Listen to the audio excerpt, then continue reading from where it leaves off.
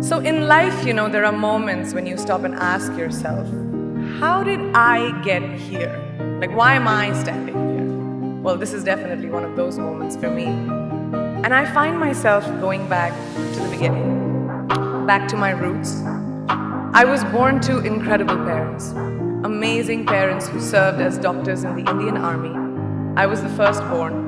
And as far back as I can remember, I made my parents very proud and happy 99% of the time. Okay, slight exaggerations of personal achievements are allowed from time to time, don't you think? My brother was born a few years later, and even then, nothing changed for me. We were both given equal opportunities, and I want to emphasize this. I want to really emphasize this for you because I don't think a lot of people might understand that being equal might seem very normal. But where I come from, India, and a lot of developing countries around the world, more often than not, this is an exception. It's actually a privilege. My first experience of the glaring disparity between boys and girls came at a very, very young age. I grew up in a middle-class family with extremely philanthropic parents who constantly reminded me and my brother how lucky we were and how giving back to those who were less fortunate was not a choice. It was a way of life. Simple. I was 7 or 8 years old when my parents started taking me on these visits in a traveling clinic to developing communities around and villages around the city that we lived in called Bareilly. We were packed into this ambulance and my parents would provide free medical care to people who couldn't afford it. My job at the age of 8 was assistant pharmacist. So I would count all the medicines, put them in an envelope and give it out to patients, and I really took my job very seriously. Very seriously. But the more I went on these expeditions, the more I began to notice the simplest things that distinguished a boy from a girl or a man from a woman. For example, girls were pulled out of school when they hit puberty because they were considered ready for marriage and babies. That's 12 and 13, while boys still enjoyed their childhood. Or basic human rights such as healthcare were denied just because they were women. Let's call this whole experience trigger number 1 for me. Fast forward a few years and many, many triggers in between. Like a producer-director, for example, early on in my career, I must have been about 18 or 19, telling me that if I didn't agree to the ridiculous terms or painfully low salary in his movie, that he would just replace me. Because girls are replaceable in the entertainment business. That was a memorable one. Made me decide to make myself irreplaceable.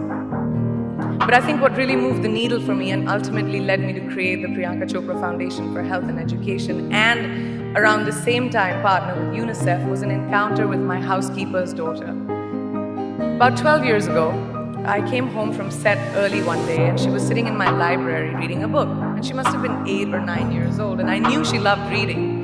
So I asked her, I was like, it's a weekday, why aren't you in school? And she said, oh, I don't go to school anymore. So I went and asked her mother and I said, why isn't she in school? And her mom said that her family couldn't afford to send her and her brothers to school, so they chose the boys. The reason, she would eventually get married and it would be a waste of money. I was completely blown and it shook me to my core. Eventually, I decided to cover the cost of her education so that she could continue to learn, because education is a basic human right.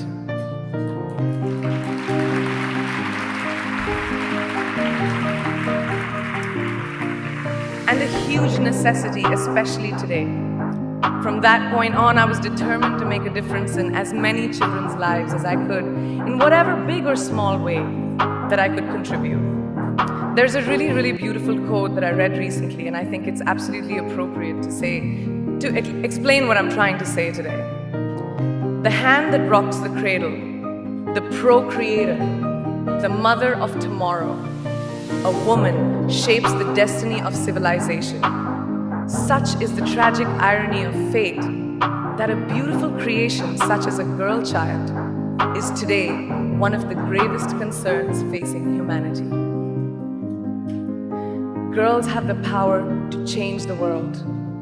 It is a fact, and yet today, girls are more likely than boys never to set foot in a classroom, despite of all the efforts and progress made over the last 2 decades. I'm just going to give you a stat, more than 15 million girls of primary school age will never learn how to read or write compared to 10 million boys. Primary school, it's the beginning of our future. Over the last 11 years, I have witnessed firsthand the incredible work that UNICEF does for children around the world, especially victims and survivors of child marriage, displacement, war, sexual violence. But there is still so much work to do. And for me, that is the fuel to my fire. The reason I am so committed to this cause, and that is where my passion stems from, because I know that a girl's education not just empowers families, but communities and economies. A result of her education, we all do better. It's just as simple as that.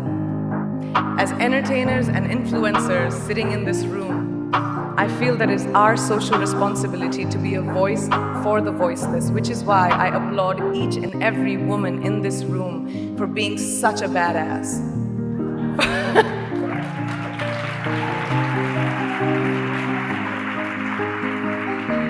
For using your platform and your voice to contribute to change, and for ensuring that there is not even one lost generation as long as we are alive.